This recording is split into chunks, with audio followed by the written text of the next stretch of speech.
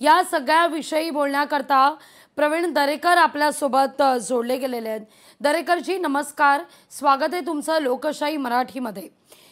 काहीशी पार्श्वभूमी तुम्हाला सांगते, त्यानंतर तुमचं उत्तर घेते। यावर गेले अनेक दिवस लोकशाही मराठी कचऱ्याच्या संकलनासंदर्भातल्या घोटाळ्यावर वार्तांकन करते आणि याच निमित्तानं लोकशाही मराठीचे प्रतिनिधी देवनाथ डम्पिंग ग्राउंड परिसरात गेले। त्यावेळी मात्र स्थानिक आपण म्हणूया स्थानिकांकडून वार्तांकन करण्याकरता रोखण्यात आलं। ही स्थानिक व्यक्ती जी आहे ती नशेखोर असल्याचं देखील कळतंय।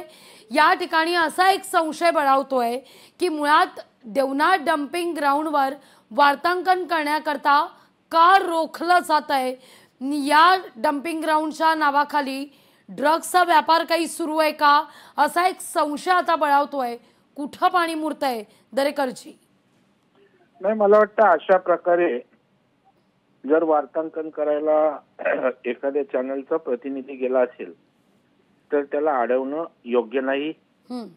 तथापि त्या ठिकाणी तो काही रिस्ट्रिक्टेड एरिया आहे, काय आहे, कसं आहे याची मला त्या ठिकाणी कल्पना नाही।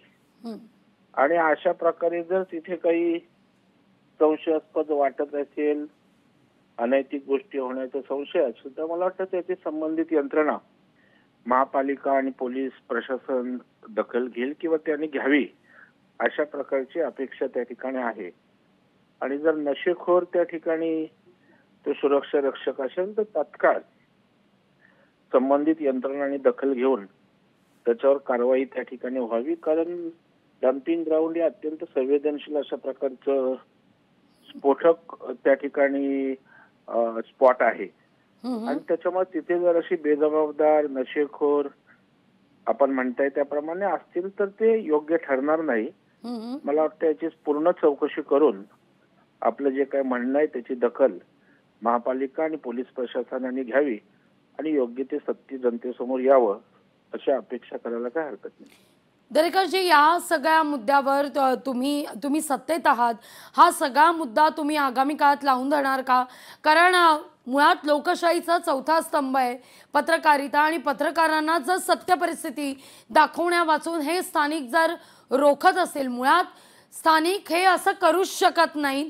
या ठिकाणी कुठंतरी पाणी मुरत असणार आणि याकरता म्हणून ती सत्य परिस्थिती दाखवण्यापासून अडवलं जात आहे। तर अशा संबंधितांवर, अशा गर्दुल्ल्यांवर कारवाई करण्याच्या दृष्टीनं सत्ताधारी म्हणून तुम्ही काय पावलं उचलणार आहात? नाही, मला वाटतं सत्य कोणालाच दाबता येत नाही, कोणी दाबूही नाही। आणि जर या ठिकाणी निश्चितपणे हे गर्दुल्ले असतील, नशाखोर असतील आणि आपल्याला अडवलं असेल तर त्या संदर्भात सरकार पातळीवर निश्चितपणे मी बोलेन आणि योग्य ते सत्य काय आहे हे त्या ठिकाणी मुंबईच्या जनतेसमोर निश्चितपणे आणू, हा विश्वास लोकशाही चॅनलला मी देतो। अगदी दरेकरजी, खूप खूप धन्यवाद आमच्याशी संवाद साधला त्याबद्दल। निश्चितच सत्य परिस्थिती मी स्वतः समोर आणून या सगळ्या प्रकरणी गंभीर पावलं उचलण्याकरता म्हणून प्रयत्नशील असेल, अशी ग्वाही प्रवीण दरेकर यांनी लोकशाही मराठीशी बोलताना दिलेली आहे।